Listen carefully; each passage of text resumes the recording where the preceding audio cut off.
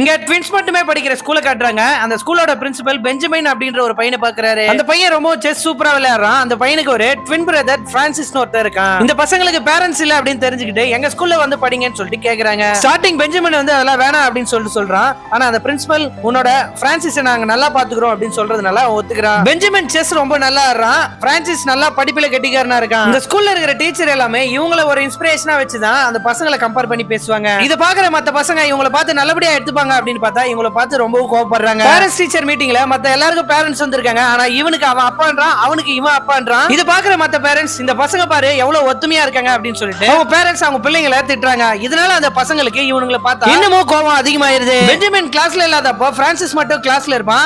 அந்த டைம் எல்லா பசங்களும் இவனை பார்த்து பைத்தியம் பைத்தியம் சொல்லிட்டு கிண்டல் பண்றாங்க.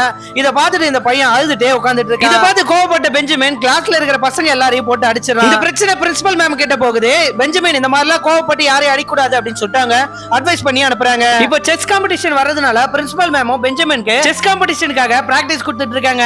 திடீர்னு கரண்ட் ஆஃப் ஆயிடுது. பெஞ்சமின் பதறி அடிச்சுக்கிட்டு பிரான்சிஸ் கிட்ட ஓடுறான். காரணம் என்னன்னா பிரான்சிஸ்க்கு இருட்ட கண்டாலே ஆகாது, பயமா இருக்கு. இவன் போயிட்டு நான் வந்துட்டேன்டா நீ பயப்படாத அப்படின்னு சொல்லிட்டு பிரான்சிஸ சமாதானம் பண்றான். பிரான்சிஸ் இருட்ட கண்டா பயப்படுவா அப்படின்றது அந்த கிளாஸ் பசங்களுக்கு எப்படியோ ஒரு வழியில தெரிஞ்சது. இதனால இன்னைக்கு பிரான்சிஸ வச்சு செய்யறேன்டா அப்படின்னு சொல்லிட்டு அந்த கிளாஸ் பசங்க எல்லாரும் முடிவு பண்றாங்க. அந்த கிளாஸ்ல இருக்கிற பசங்களை ரெண்டு குரூப்பா பிரிச்சு பிரான்சிஸ் இருக்கிற குரூப்பை கெமிஸ்ட்ரி லேபுக்கும் பெஞ்சமின் இருக்கிற குரூப்பை பிசிக்ஸ் லேபுக்கும் அனுப்பிடுறாங்க. இப்போ அங்க இருக்கிற பசங்க எல்லாரும் இதாண்டா சாக்குன்னு சொல்லிட்டு லைட் ஆஃப் பண்ணிட்டு கதவெல்லாம் மூடிட்டு அந்த பையனை பயமுறுத்த ஆரம்பிக்கிறாங்க. பிரான்சிஸும் பயத்துல கத்த ஆரம்பிக்கிறான். அந்த சத்தத்தை கேட்டு ஓடி வந்த பெஞ்சமின் நீங்க என்ன சொன்னாலும் கேக்குறேன்டா, கதவு மட்டும் தரங்கடா அப்படின்னு கெஞ்சுறான். ஆனா இந்த பசங்க கடைசி வரைக்கும் கதவு திறக்கவே இல்ல. இது எப்படியே பிரின்சிபல் மேமுக்கு தெரிஞ்சு கதவு திறந்து பாக்குறாங்க.